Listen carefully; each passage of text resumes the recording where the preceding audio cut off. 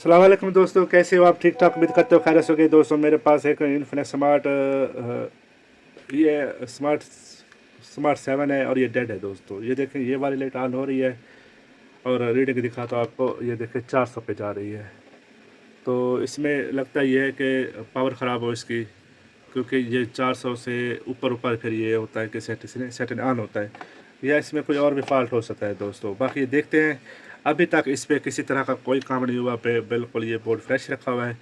और फिर क्या है, इसकी ये वाली शीट हटानी पड़ेगी। ये शीट हटा के दोस्तों ये चेक करते हैं कि बक वोल्टेज आ रहे हैं नहीं आ रहे हैं। अगर आ रहे हैं तो फिर सीपीयू की तरफ जाएंगे, अगर नहीं आ रहे तो फिर या फिर ये वाली शीट हटा, ये ऊपर वाली टेप हटा के यहाँ से भी चेक कर लेते हैं, क्योंकि ये इस पर 67 61 67 62 67 65 ये CPMT के होते हैं, ये लगे होते हैं। तो इसमें VOSP की लाइन भी शॉर्ट हो तो भी सेट डेड रहता है। ठीक है दोस्तों, तो पहले मैं इसकी ये हटाऊँगा शील, और हटा के फिर ये दिखाऊंगा वोल्टेज, यहाँ पे वोल्टेज या इसकी शॉर्टेज चेक करूँगा। अगर वो ओके हुई तो फिर आगे वाली शील हटाएगी, वरना इसी पे काम करेंगे। ठीक है दोस्तों मीटर को मैंने बजर मोड पे लगा दिया है। ठीक है, और ये जो इसमें लाइन्स होती है, आपको पता है यहाँ पे VOSP की लाइन होती है और 1.8 की लाइन होती है दोस्तों। ठीक है, ये चेक करने होते हैं। ये ग्राउंड है तो ये ओके है, ये भी ओके है, ये भी ओके है, ये भी ओके है, ये भी ओके है, ये भी ओके है। ठीक है, तो एक तो ये हो गया तरीका। और दूसरा तरीका ये है कि इसको लगाना है फिर चार्जर पे लगा के इसके फिर आपको वोल्टेज चेक कराने हैं। अब वोल्टेज चेक करेंगे और देखेंगे कि क्या रिज़ल्ट मिलता है। वोल्टेज आप मीटर पर रखना है वोल्टेज मोड पे। ठीक है दोस्तों, तो वोल्टेज मोड पे रखने के बाद अब ये जो कैपेसिटर थे इन पे देखेंगे 3.07 वोल्टेज मिलते हैं, 1.8 मिलता है। अगर मिलता है तो फिर CPU को रिबाल करेंगे दोस्तों। नहीं मिलता, ये देखें, ये 1.8 मिल रहा है, ये देखें, और ये स्टेबल है दोस्तों ये। और 3.07 देख लेते हैं, ये 1.8 है, और 112 V12 है, ये 3.08 है। ठीक है दोस्तों, मतलब इसमें V12 भी आ गया, 1.8 भी आ गया, VUSB की लैल भी ओके है। तो अब सेट क्यों ऑन नहीं है? ऑन इस वजह से नहीं है कि इसका जो CPU है ये ड्राई हो चुका है, एक ये, और दूसरा ये कि इसका जो स्टोरेज AC है या वो फारिग हो चुका है। इसमें दो फॉल्ट हो सकते हैं दोस्तों। तो इसमें इसी चीज़ को देखेंगे दोस्तों। और आपने क्या करना है, ये देखें, ये आला फल स्विच है, PCB केबल लगा के इसको आपने चारों बटन को ऐसे प्रेस रखना है, या दो बटन होते हैं। तो ये देखें थोड़ा सा टाइम, अगर पोर्ट बनती है तो आपका स्टोरेज ऐसी फारिग है। अगर पोर्ट नहीं बनती तो फिर जो है ना CPU को रिबाल करें। अगर आप CPU को रिबाल नहीं करना चाहते, फिर ये है कि आप स्टोरेज ऐसी इसका उतार लें, उसको एक दफ़ा जो है ना उतार के चेक करें। बाज़ दफ़ा ये होता है कि वो तो अलग होता है कि उस पर वोल्टेज नहीं बनते बिल्कुल, जो ये 400 रीडिंग आ रही थी ये रीडिंग ना आती है। ठीक है दोस्तों, इसकी 400 रीडिंग आ रही है, और ये सेट जो है ना ये आ नहीं है। ये आप देखें, मैंने इसको काफ़ी टाइम से लगाया हुआ है, तो ये बिल्कुल नहीं हो रहा। ये पोर्ट नहीं ले रहा। ये अगर ये पोर्ट लेता, इसमें ये ले लेता, ये जिस तरह इसको मैंने लगाया था ये पोर्ट लाजिम लेता। ये पोर्ट इसने नहीं ली, तो मतलब ये है कि इसका CPU को उतारेंगे, रिबाल करेंगे, और फिर लगाएंगे, इंशाल्लाह सेट मेरा रिकवर हो जाएगा। ठीक है, तो अगर सेट रिकवर ना हुआ फिर मैं स्टोरेज ऐसे उतार लूँगा। तो पहला मेरा जो डाउट बनता है वो इसी चीज़ का बनता है दोस्तों। बाकी स्टोरेज AC भी उतर जाता है आराम से, और CPU भी उतर जाता है, ये इसकी टेंशन नहीं होती। तो इनमें ज़्यादातर दोस्तों यही फॉल्ट होता है कि CPU का फॉल्ट हो। तो बाकी मैं इसको उतारता हूँ और इसकी शीट हटाता हूँ, फिर आपको दिखाता हूँ आगे। अच्छा दोस्तों, तो इसको मैंने पेस्ट डाल के हीट दिया, लेकिन कोई काबली बना, तो आप इसको उतारते ही है बस, इसके अलावा और कोई हल नहीं है। तो उतारेंगे, इसको रिबाल करेंगे, रिबाल करके लगाएंगे, देखेंगे क्या रिजल्ट मिलता है, तो ही पता चलेगा कि इसमें क्या और कहाँ पे फॉल्ट है। ठीक है दोस्तों, तो आराम आराम से मैं CPU उठा लेता हूँ ये।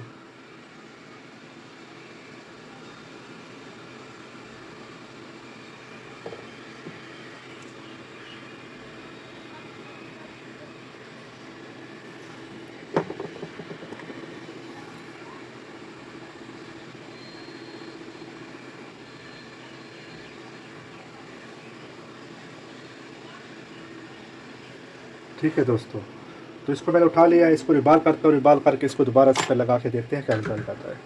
दोस्तों तो ये CPU रिबाल कर लिया है, अब इसको लगा के देखते हैं ये क्या रिज़ल्ट आता है। ठीक है दोस्तों, तो लगाने पे ही पता चलेगा कि रिज़ल्ट इसका क्या मिलता है।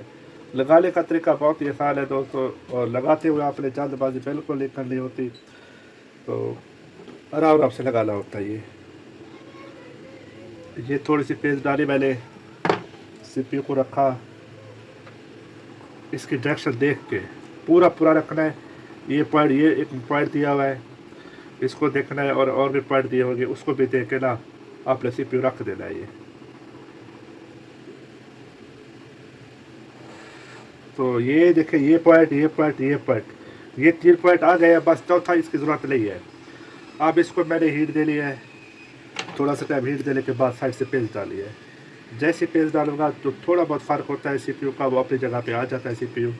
ठीक है, और ये पेस्ट जो है ना सारी अंदर चली जाएगी, इस साइड से निकलेगी, बस पेस्ट डाला छोड़ देना आपने। ये देखें, ठीक है, और ये लग चुका है दोस्तों। लगने के बाद आप देखते हैं इसका रिज़ल्ट क्या आता है। ये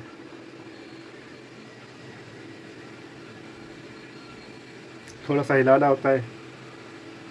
ठीक है दोस्तों, ये मेरा CPU लग चुका है, इसका काम अब फाइनल हो चुका है। ये अब देखते हैं रिज़ल्ट क्या मिलता है, पॉजिटिव है या नेगेटिव, फिर आगे बचता है या यहीं पे एंड होता है। ठीक है दोस्तों, ये CPU लगा लिया मैंने, लेकिन सेट के कंडीशन अब भी वैसे है। तो ये सामने वाली शीट हटाई है, इस स्टोरेज रेसिपी को मैंने हीट दी है, फिर भी कोई काम नहीं बना। ठीक है दोस्तों, फिर भी कोई काम नहीं बना। अब क्या है, अब बात वही आती है कि इसका जो EMC है ये उतारना पड़ेगा।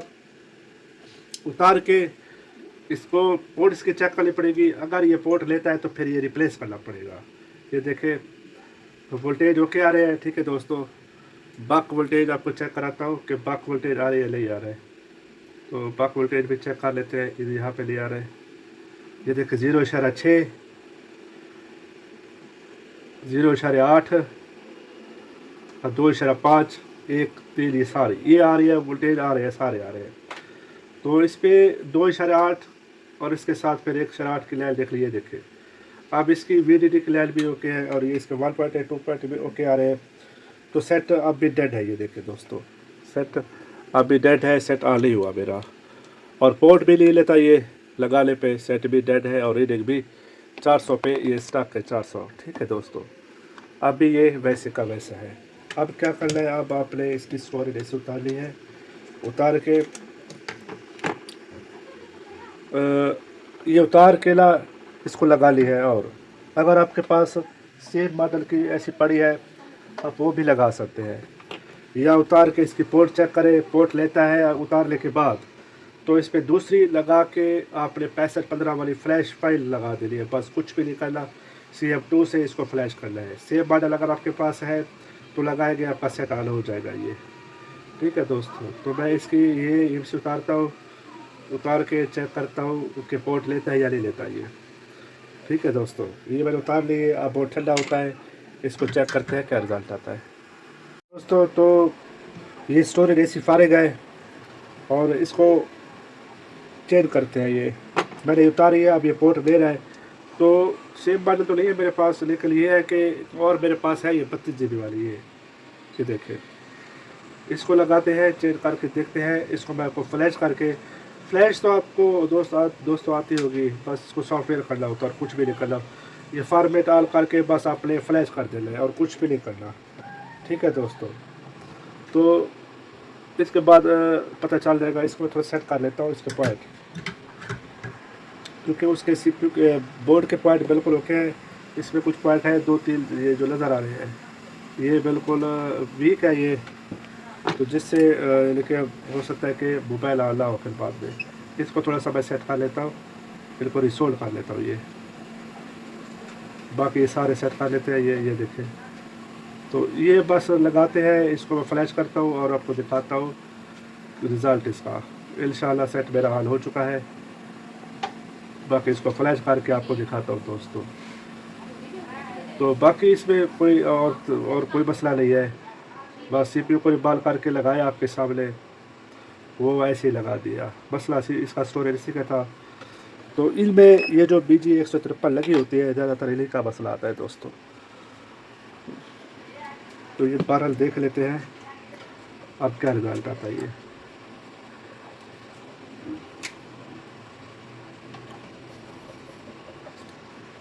ठीक है दोस्तों, तो ये मैंने सेट कर लिया ये।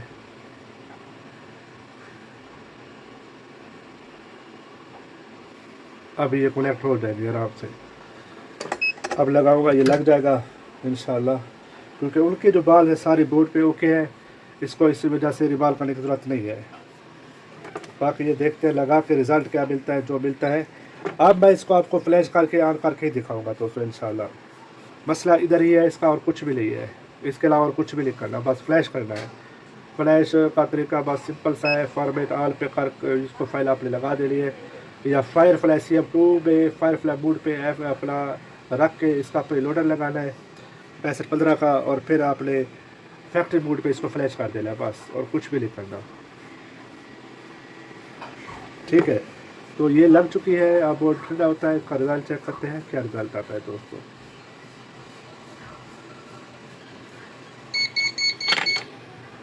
अच्छा दोस्तों, तो इस पे 64 GB वाली मैंने EMC लगाई है, वो 32 वाली काम नहीं कर रही थी। तो अब आपको दिखाता हूँ इसका रिज़ल्ट, कि इसका रिज़ल्ट क्या मिलता है ये।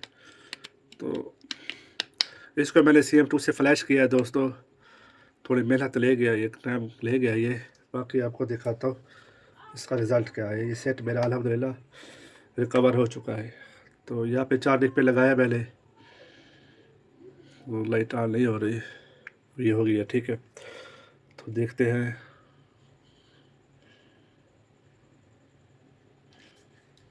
ये बैटरी निकली पड़ी है इसकी, अब लगा दी है, ये लगा। ठीक है दोस्तों, तो ये देखें दोस्तों, ठीक है, ये सेट मेरा ऑन हो चुका है अल्हम्दुलिल्लाह। तो इसी का मसला था, इसकी स्टोरेज ऐसी बिल्कुल ख़राब हो गई थी, जिसकी वजह से ये सेट डेड हुआ। इसको मैंने CM2 से फुल फ्लैश किया है, कुछ भी नहीं किया। पहले इसको मैंने CM2 से फायरफ्लाई मोड पे इसको डिटेक्ट कराया है, और इस पर प्रीलोडर लगाया, प्रीलोडर लगा के फिर इसको मैंने फ्लैश कर दिया। ठीक है दोस्तों, मॉडल सेलेक्ट करके। तो उम्मीद करता हूँ इसी वीडियो में आपको कुछ ना कुछ ज़रूर सीखने को मिला होगा। मेरी वीडियो देखने के लिए शुक्रिया, चैनल को सब्सक्राइब कर दीजिए।